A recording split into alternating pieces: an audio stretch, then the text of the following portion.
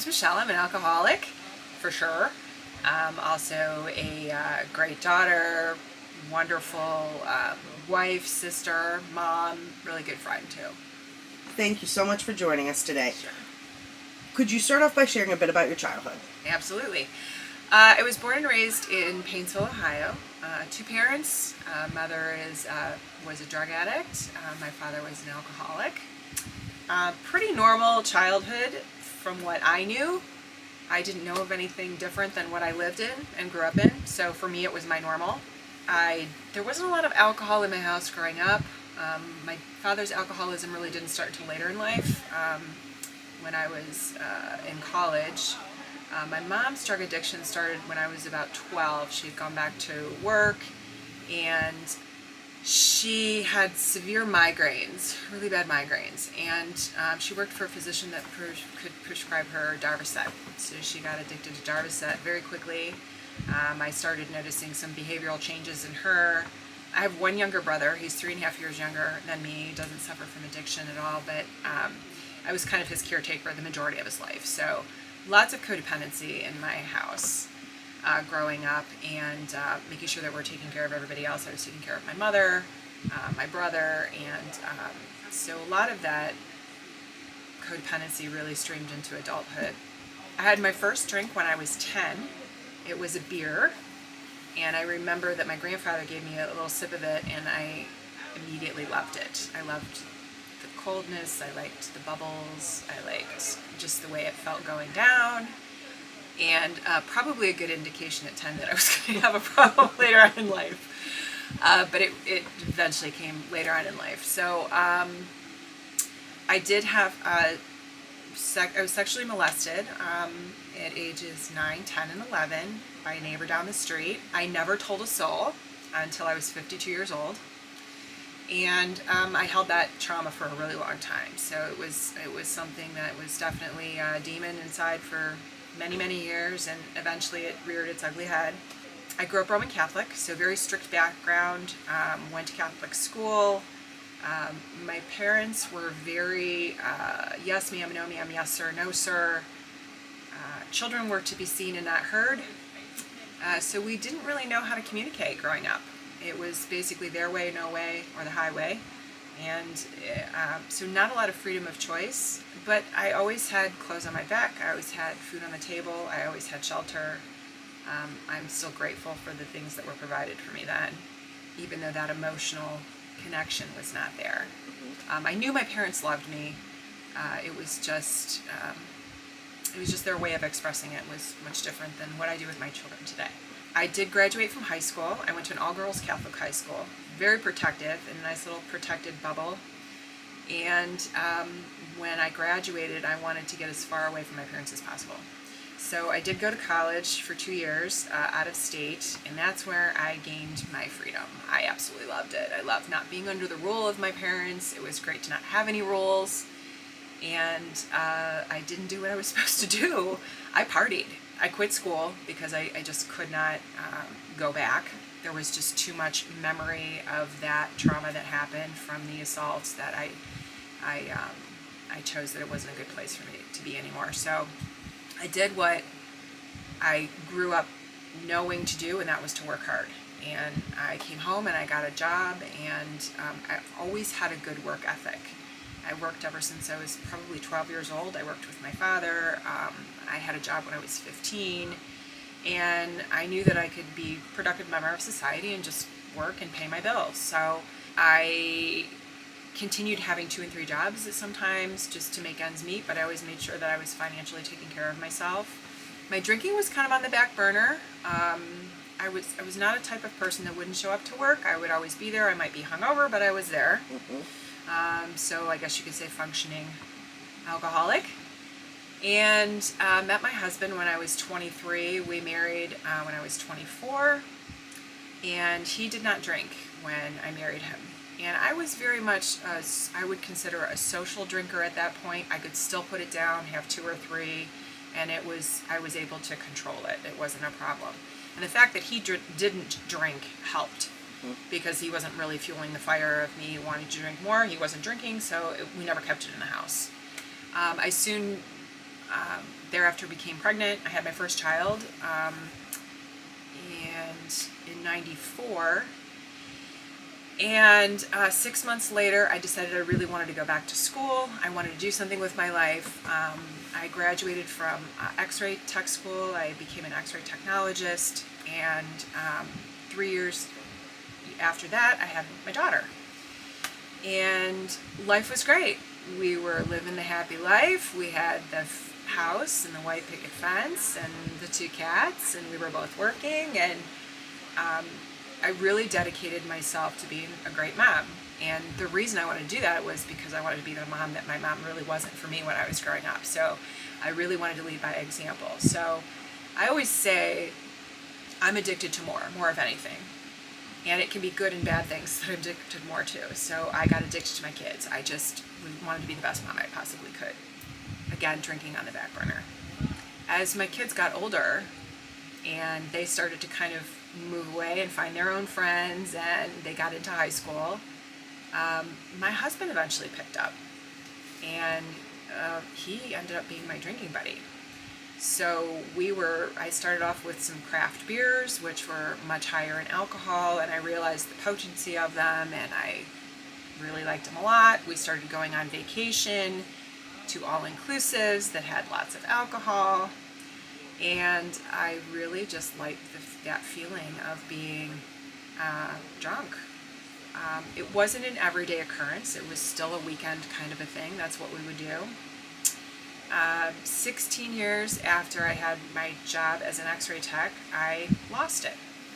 Came in one day, and it had nothing to do with alcohol. They were just reorganizing the facility and the place I worked, and they said, you're no longer needed. I kind of knew it was coming down the pipeline before, and I'm the type of person that I always have something figured out kind of ahead of time. So I went back to school and got my personal training certification. Our son was diagnosed with type 1 diabetes when he was 9, and part of being a diabetic is being active in exercise. And I was not going to be a hypocrite, so I said, if you need to do this, I'm going to do this with you. So as a family, we got involved and joined a local gym and got the kids really healthy, and my husband and I were really healthy, and we just kind of kept in that pathway.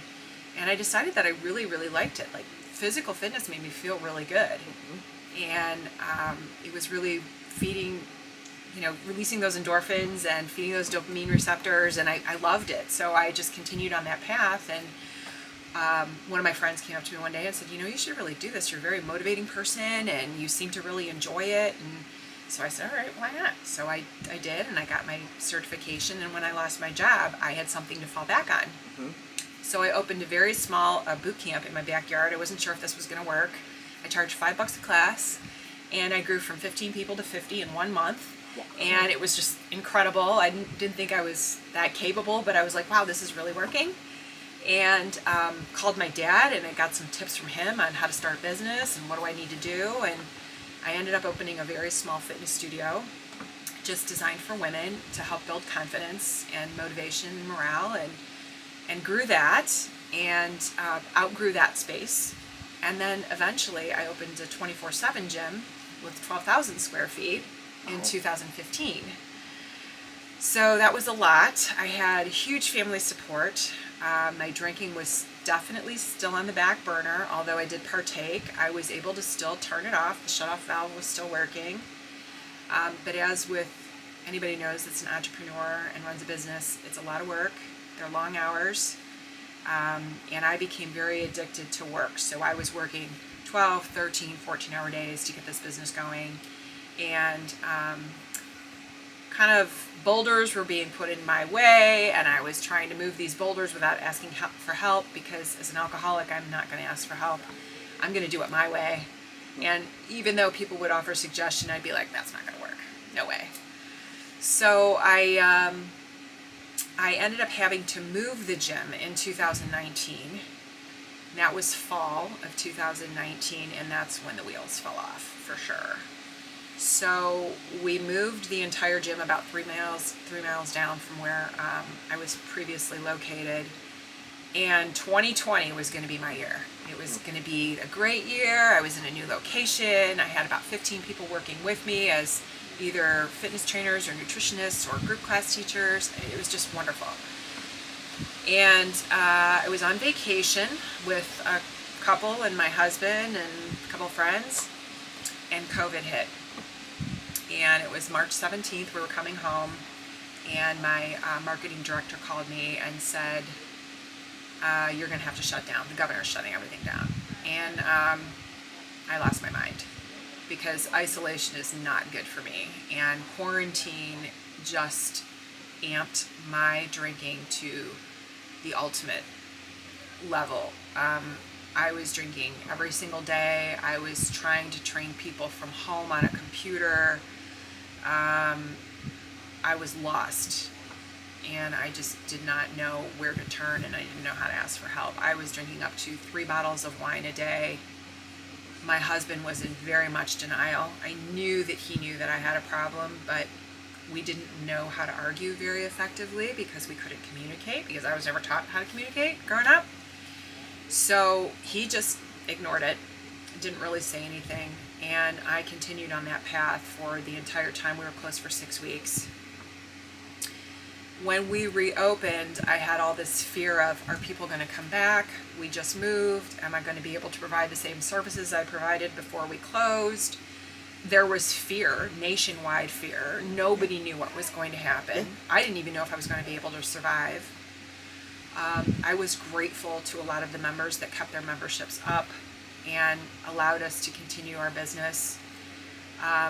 But I started to get into my head, and I had my first panic attack ever in my life. I hope I'd never have another one. But I remember waking up, and I'm sure a lot of it had to do with alcohol too, but I remember waking up like 3:30 in the morning, and I had this vicious cycle of, what if I get COVID? What if the kids in the gym get COVID? What if I don't have the right sanitizer? What if I'm not following CDC guidelines? What if people have to exercise with masks? I mean, it was just this hamster wheel of questions that were going around, and I couldn't breathe. My husband was freaking out, and he said, I'm going to take you to the doctor. So he called my physician. He took me to the doctor. At this point, I was probably sleeping 3.5 to 4 hours a night. Due to my alcohol intake, for sure. Because at this point, my body was just physically addicted to it. I had to have it in order to function. I was starting to get DTs. I just couldn't function without it. I had to have it. It was like my blood, my lifeline, my boyfriend, my best friend, my everything. The insanity, that's when the insanity started, when I was hiding bottles, refilling bottles, going to different stores, lying, manipulating, cheating, hiding cups under the bathroom, waking up in the middle of the night to drink because my heart rate would be so fast I needed it to calm down, so I had to drink. I would fill a 32-ounce non-clear container with wine, and I would have it done within 20 seconds. I mean, I was so sick. So my husband took me to the doctor, and of course I lied to the doctor. Said I'm just, overworked, I'm tired, I need something to help me sleep. She asked me how much I drank, 1 or 2 a week. Total lie. She gave me a... Did your husband say anything? He didn't. He could not come into the appointment with me because it was COVID protocol. So he just had to drop me off, and I went in there and just lied like I normally would. She gave me something to help me sleep, and of course I drank on top of that medication, which made it that much worse. So I was sleeping. I was also drinking and feeding my alcoholism. So June, I started drinking and driving, which I had never really done before. And my first client used to be at 6 o'clock in the morning, and I would wake up at 4:30 and I would drink so that I could get to her house to train her. And then I would get back to my gym, and then I would train more clients, and I had oodles and oodles of bottles everywhere, just in file cabinets. And I think at one point I opened the file cabinet drawer. I vividly remember counting like 21 wine bottles in a week period of time, and I thought, man, I probably have a really bad problem. So I started taking those online computer tests. Are you an alcoholic? And of course I lied with those too, because you're still not honest with yourself. Right. And because the results would always be you might have a problem, which clearly I had a problem. And it was a week before my 52nd birthday, and I started researching recovery centers in the area. I didn't want to come to Glen Bay because I had a family member that had been here twice, and clearly this place doesn't work. I didn't want to go to Laurelwood because my father went there and he's still an alcoholic, so that treatment center doesn't work. Thinking that treatment centers is what helps you get sober. I know that it doesn't now, but that was my thinking. So I found this cute little place in Geauga County that looked great. It was in the woods and private, and there wasn't really a number to call, or maybe I might have tried to call the number and nobody picked up. It was on a Tuesday, I'll never forget. I packed a bag, and I didn't know what to expect, and it's middle of COVID, and a knock on the door, and this lovely woman answers, and I'm standing there in my mask, and I'm crying, and she asks if she can help me, and I said, I think I'm an alcoholic, and I really need help. And she looked at me so sweetly and said, oh honey, this is an all-male facility. Oh. So I couldn't even get rehab right. Like I couldn't even ask for help right. So she was so sweet and so kind, and she asked me to come in, and she was asking me questions, and she said, with the amount that you've been drinking, you really need to do a medical detox. It's not going to be safe for you to do this on your own. You can't do it at home. So she asked me if I would be willing to go to the emergency room, and I said, okay, I'll go. And I got about a mile from the emergency room, and my disease just started talking to me and said, you're not ready yet. You still have some time, some drinking to do. So I stopped off at a gas station, got some wine, went back to work, drank that, went home, passed out on the couch, my normal time, 9 o'clock, and woke up the next day and continued that for a few days.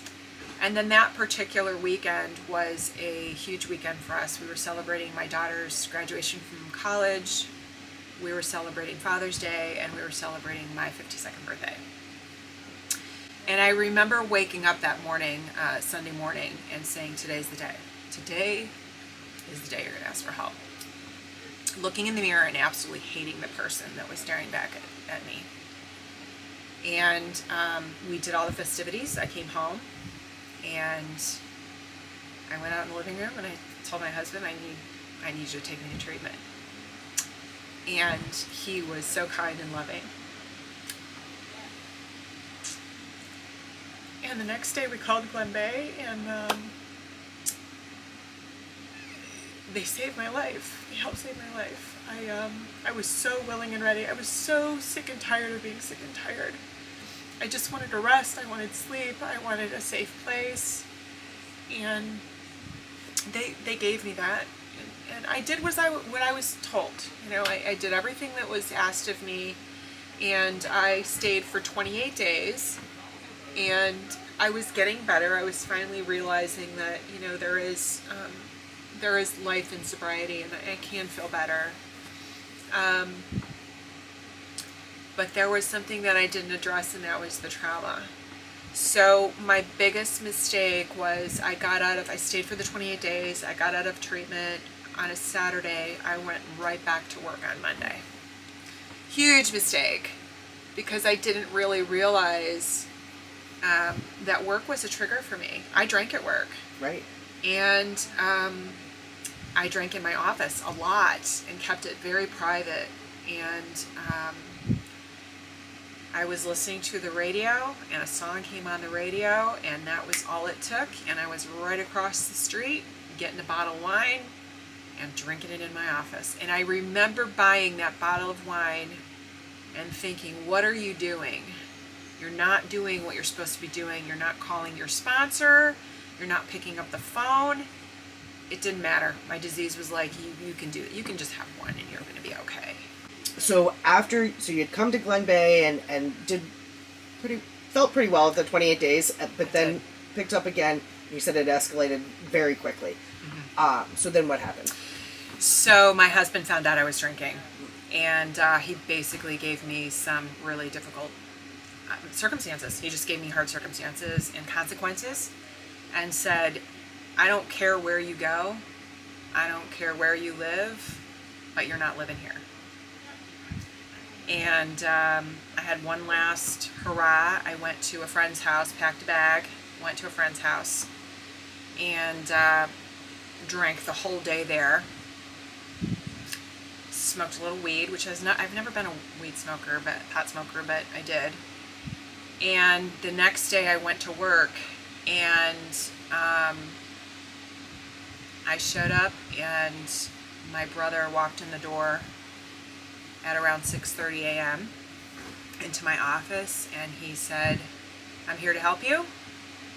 You're going to go back to treatment, or you're going to lose your whole entire family. So you don't have a choice. So I was given the gift to go out to a facility called Sierra Tucson in Arizona, where they deal with dual diagnosis, trauma, and addiction. And they put me on a trauma track along with my alcoholism.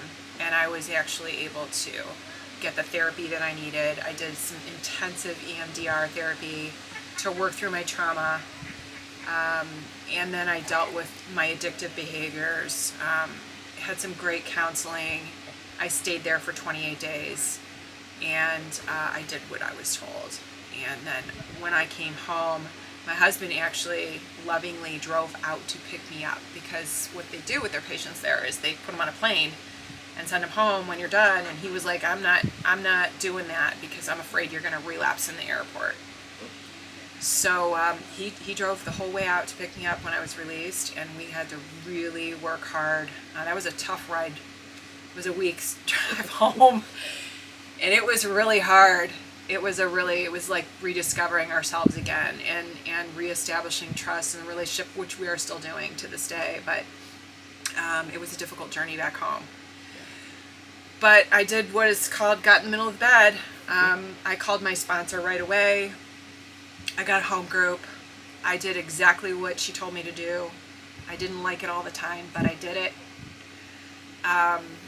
And I found that the more I listened and kept my mouth shut, the better I got. I continued my EMDR counseling. My husband and I did marriage counseling. I work my steps every day. I went to the Glen Bay meetings. There were still some meetings that were still closed at this time when I got back, because this was like September of 2020. And so things were still kind of closed, but I stayed very active, whether it was going to be in the rooms or AA-based or Glen Bay, whatever it was, I was doing it. I was meeting with my sponsor weekly. We were doing our step work. And I joke about this with her all the time, because I wanted to do the drive-through steps of recovery. Like, I wanted to just do them quick. I didn't want to really delve deep and do some self-reflection and figure out what these character defects and imperfections were, because when you have to really look deep and dig deep within yourself to find out why these behaviors are happening, it's hard work. Yes. And like I said before, rehabs don't get you sober. It's the stuff that you do afterwards that are all additives too. So mine is prayer, meditation, exercise for sure is huge for me, because I like to release those endorphins. That's just the way my brain works. What words of hope could you share with someone who is trying to get sober? Don't give up. Do not give up. There is always hope. I get sober one day at a time. I don't think about tomorrow. I think about what I can do today, as long as I don't pick up today. Just don't give up hope. There's so many resources out there for us. There's Smart Recovery, there's Refuge Recovery. You don't have to need to be a part of an organization to get sober, but reach out to somebody, anybody. You're not a worthless individual. Everybody is worthy of a good, wonderful, sober life. I never thought that I would be living such a great sober life, but the beauty of it is that I'm able to really, really enjoy life. Like, I don't take things for granted anymore. I wake up every morning, and the first thing I do before my feet even hit the floor is I say the third step prayer, because I have to give my will to my higher power.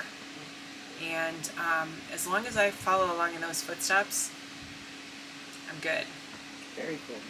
Well, thank you so much for taking your time and being able to share your experience and really that transformation and you know, the devastating effects of COVID have been felt in so many different areas, and thankfully you were able to get help. And thankfully, I mean, really, I think it's worth mentioning that your husband and your brother they loved you enough to be able to say something, and they weren't going to let you continue in that same destructive downward spiral. So yes, I'm very grateful. That's pretty amazing, and that you were given the gift of treatment and you took it. Absolutely. So willingness. Yes. That's what I needed, is just willingness to try.